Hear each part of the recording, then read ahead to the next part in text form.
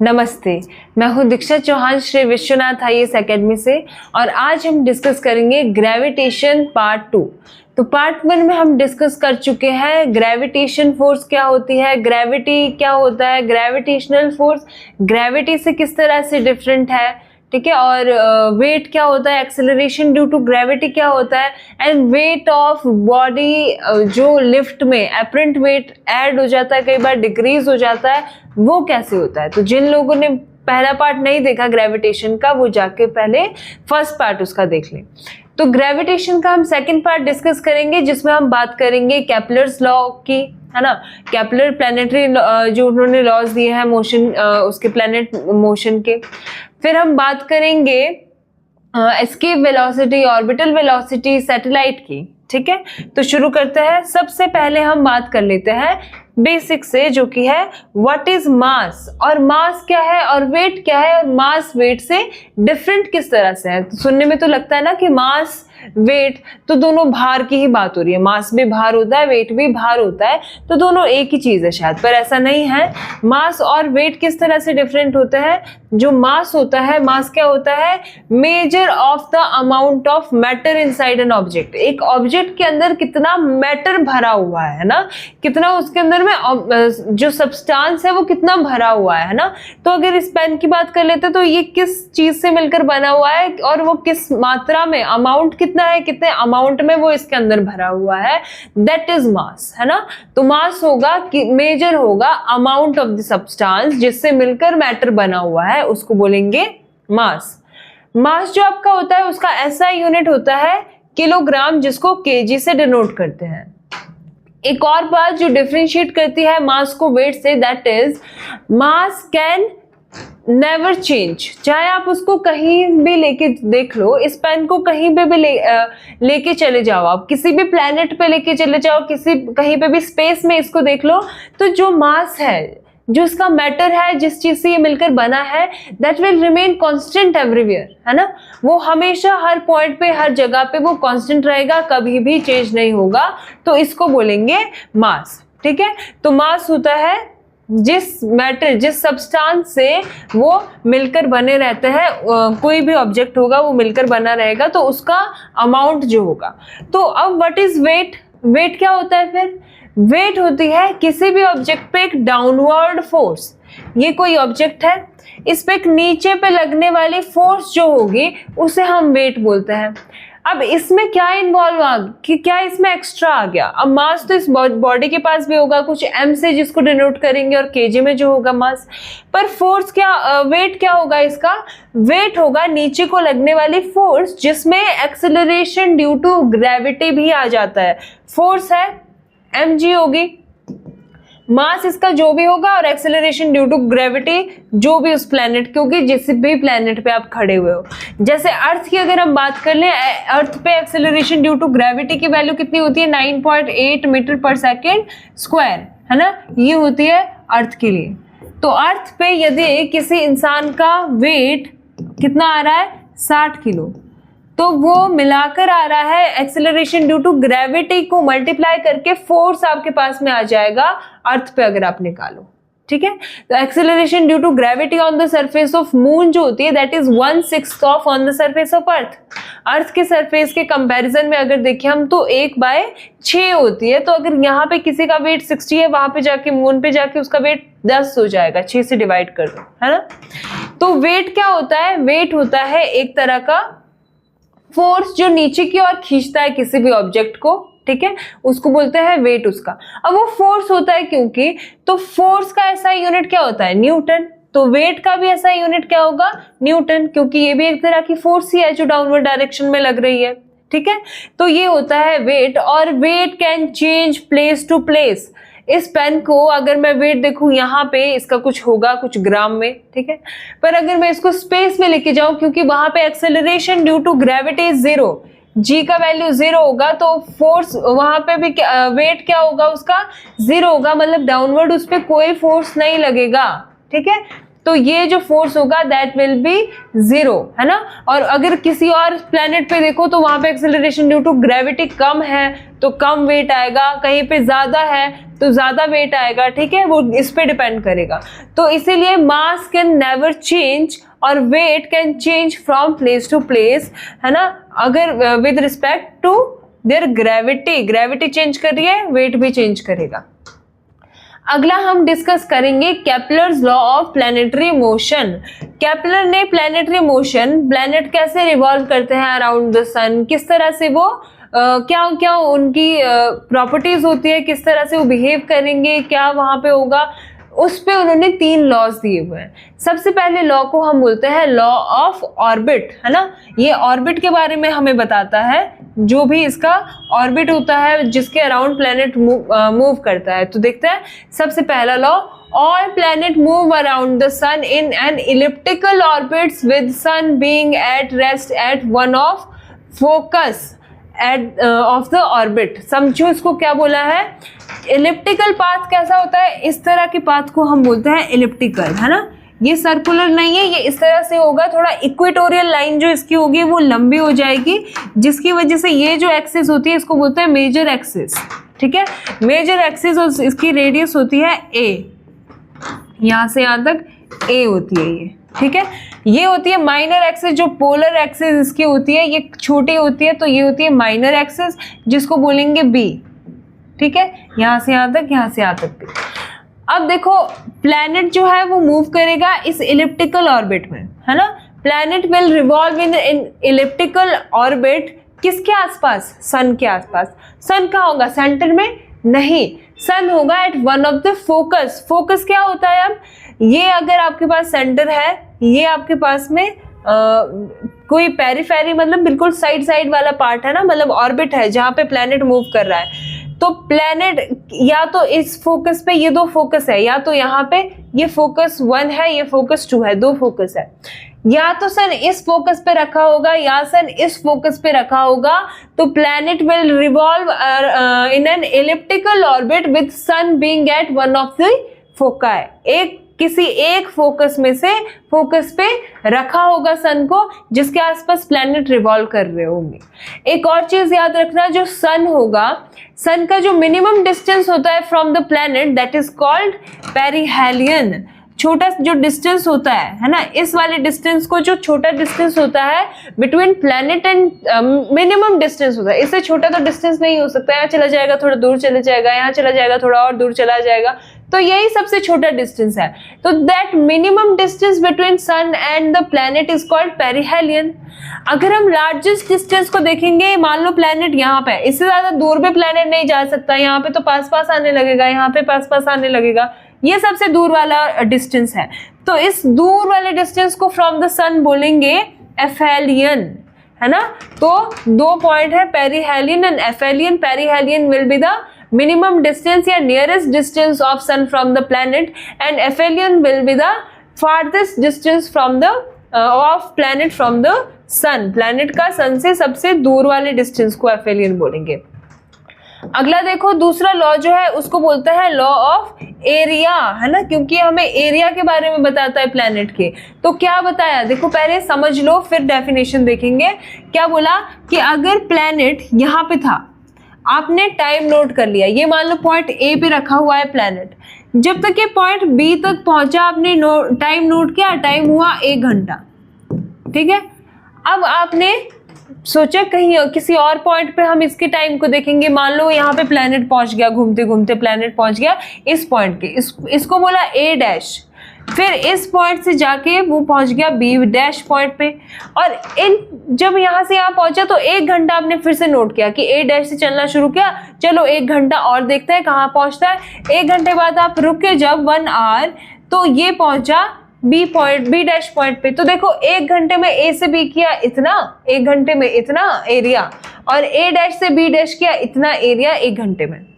अब जब आप एरिया ये निकालोगे, ये एरिया आप कैलकुलेट करोगे, ये वाला एरिया, और जब आप ये वाला एरिया कैलकुलेट करोगे तो इन ये वाले 2 एरियाज सेम आएंगे। तो area 1 will be equal to area 2 and that is law of area. क्या बोला है, इसको कैसे डिफाइन किया केपलर ने कि पोजीशन वेक्टर जो होगा प्लैनेट का विद द सन, प्लैनेट जो यहाँ पे है और सन के साथ जो ये पोजीशन वेक्टर बना रहा है अपना सन और प्लैनेट के बीच में, तो ये ओरिजिन के साथ जो पोजीशन वेक्टर बन रहा है that will sweep equal area, यहाँ से यहाँ तक आते आते और यहाँ से यहाँ जाते जाते इक्वल एरिया करेगा in equal interval of time. Same time में जितना यहाँ से यहाँ कर रहा है उतना ही यहाँ से यहाँ कर रहा है। ये दिखेगा आपको थोड़ा बड़ा क्योंकि नजदीक है ना पॉइंट्स, तो छोटा भी है यहाँ से। यहाँ पे रेडियस डिस्टेंस बड़ा है तो कम दिखेगा, पर अगर आप कैलकुलेट करोगे तो दोनों सेम निकलेंगे। तो ये क्या बोला कि एरिया स्वीप करेगा जो प्लैनेट दो पॉइंट में के बीच में, है ना, वो बराबर होगा और बराबर टाइम में जो चला होगा, है ना। तो क्या बोला, सन को ओरिजिन में रख के equal area in equal time में ट्रेवल करेगा प्लैनेट सन के साथ, ठीक है। मतलब areal velocity of the planet will remain constant. Areal velocity मतलब change in area with respect to time, ये हुई एरियल वेलोसिटी। डीए मतलब change, differentiation of area with respect to time, तो ये क्या हुआ, एरियल वेलोसिटी। तो areal velocity of the planet will remain constant, यही बात है। तो ये जो इसमें चेंज नहीं हो रहा है, चेंज जीरो हो रहा है, तभी एरियल वेलोसिटी कांस्टेंट रहेगी, है ना। चेंजेस जीरो तभी होगी कांस्टेंट। तो अगर टाइम जो यहाँ से यहाँ चलने में लगाया है और टाइम जो यहाँ से यहाँ चलने में लगाया है, मतलब डिस्टेंस 1 को ट्रेवल करने में जो टाइम लगा है और डिस्टेंस 2 को जो टाइम ट्रेवल करने में लगा है वो बराबर है अगर, तो एरिया 1 एरिया 2 के बराबर है। मतलब सेम टाइम है अगर, तो एरियाज विल बी सेम, ठीक है। तो एरियल वेलोसिटी कांस्टेंट होगी, ये है लॉ ऑफ एरिया। थर्ड जो लॉ है केपलर का, दैट इज अबाउट टाइम, है ना। वो किस बारे में हमें बताता है, टाइम पीरियड के बारे में। तो इसको लॉ ऑफ पीरियड हम बोलते हैं ना, क्योंकि टाइम पीरियड का रिलेशन देता है विद द मेजर एक्सिस, है ना। मेजर एक्सिस के साथ हमें देता है, ये होती है मेजर एक्सिस और ये होती है माइनर एक्सिस। ये 2a लेता है क्योंकि a ये वाला होता है, a ये वाला होता है, तो 2a लेता है। ये b होता है और ये भी b होता है, तो इसलिए इसको 2b लेता है, इस पूरी एक्सिस को, ठीक है। तो 2a और 2b।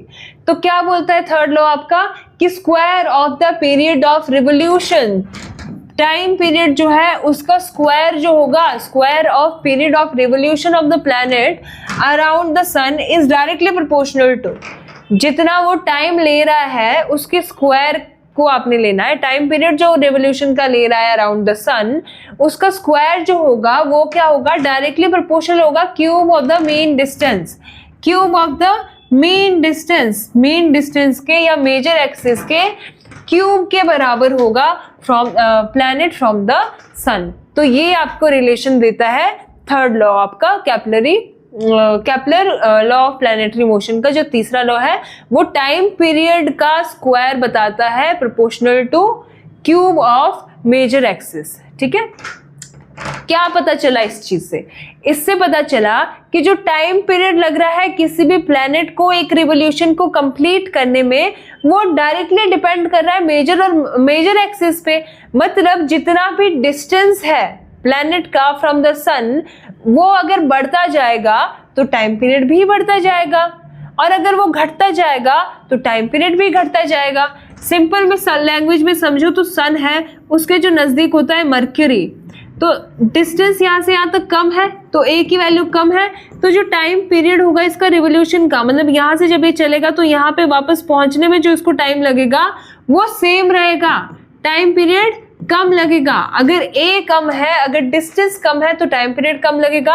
अगर दूर है एक्सिस, है ना, तो डिस्टेंस अगर बढ़ गया तो टाइम पीरियड भी बढ़ जाएगा। तो नजदीक वाला होगा जो मर्क्यूरी, वो बिल्कुल अपना जल्दी कवर कर लेगा अपना डिस्टेंस, और टाइम पीरियड कैसा लगेगा उसको, कम लगेगा, क्योंकि उसका a कम है, उसकी डिस्टेंस कम है।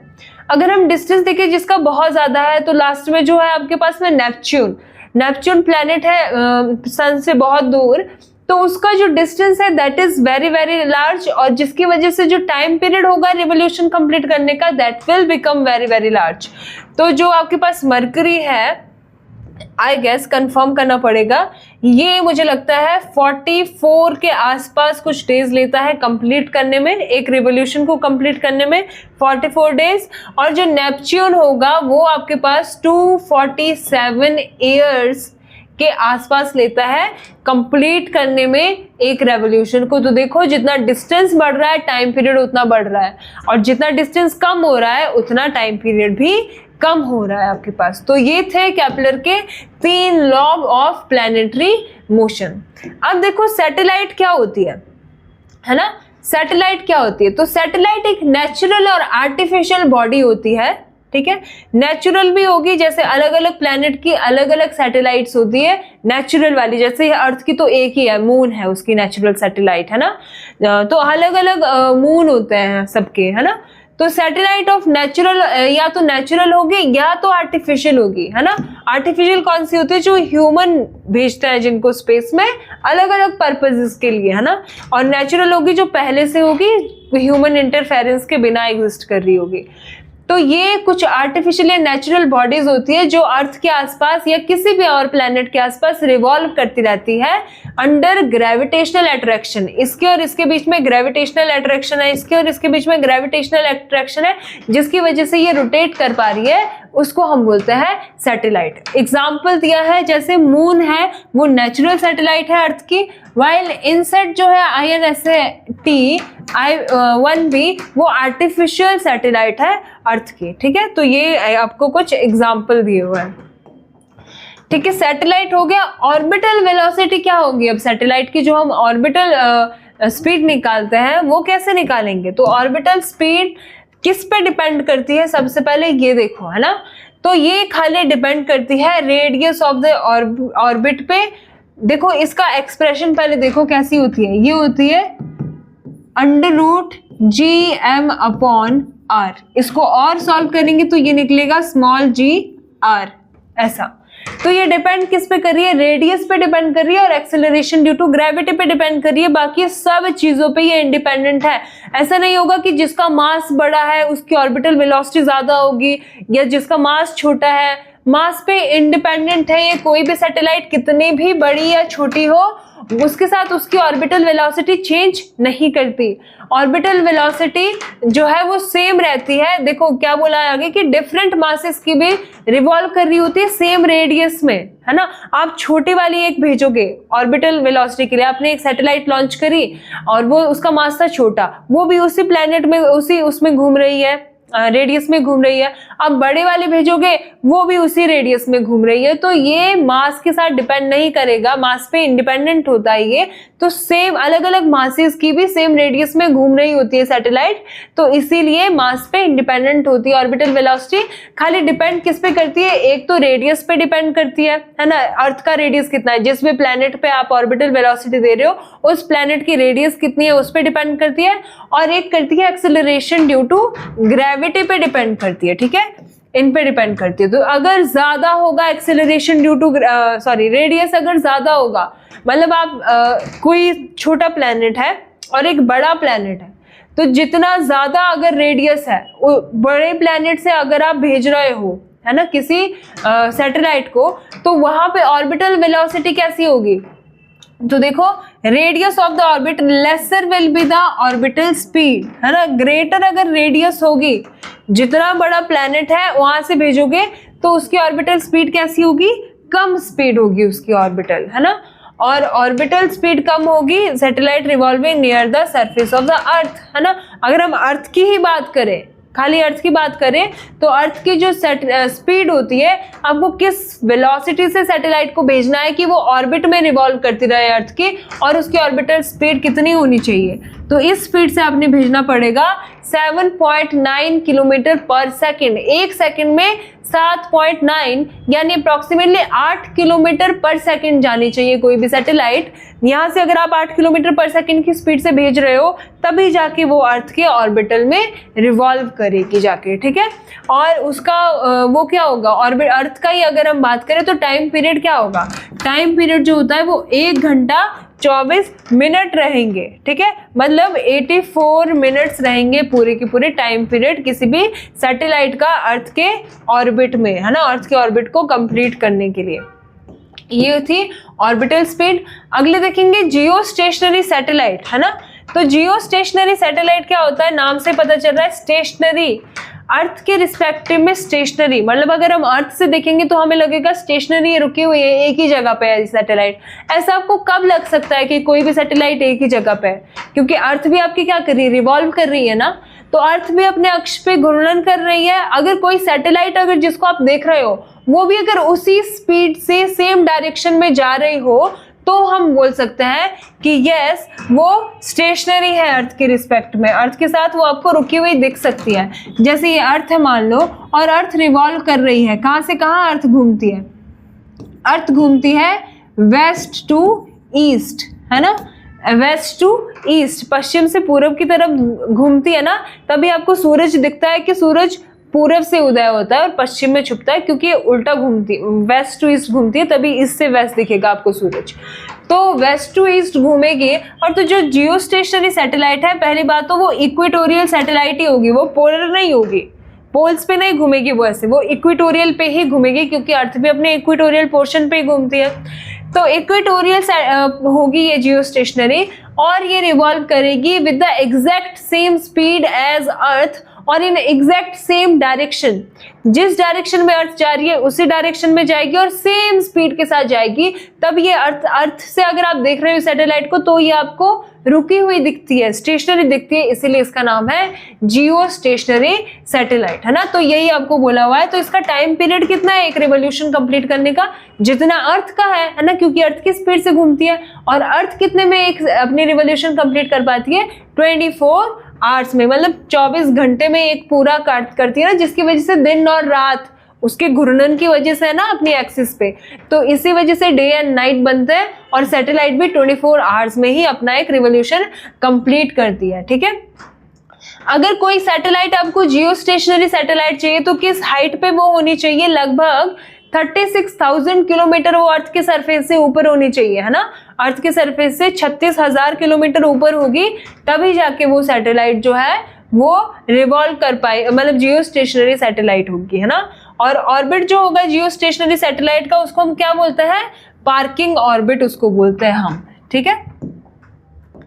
अगला आपके पास में आएगा एस्केप वेलोसिटी, है ना।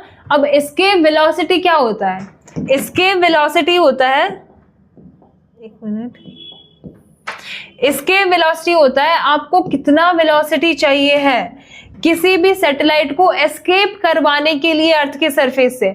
एस्केप मतलब बाहर भेजने के लिए कि वो अर्थ के सरफेस पे कभी भी लौट के ना आए, ठीक है।